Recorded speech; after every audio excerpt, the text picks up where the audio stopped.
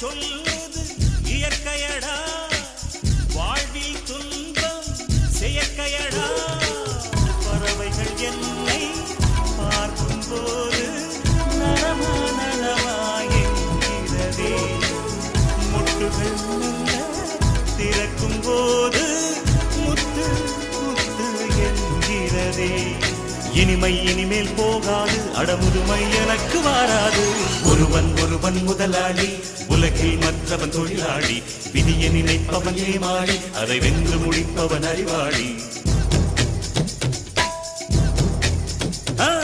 ஒருவன் ஒருவன் முதலாளி, உலகில் மற்றவன் தொழிலாளி.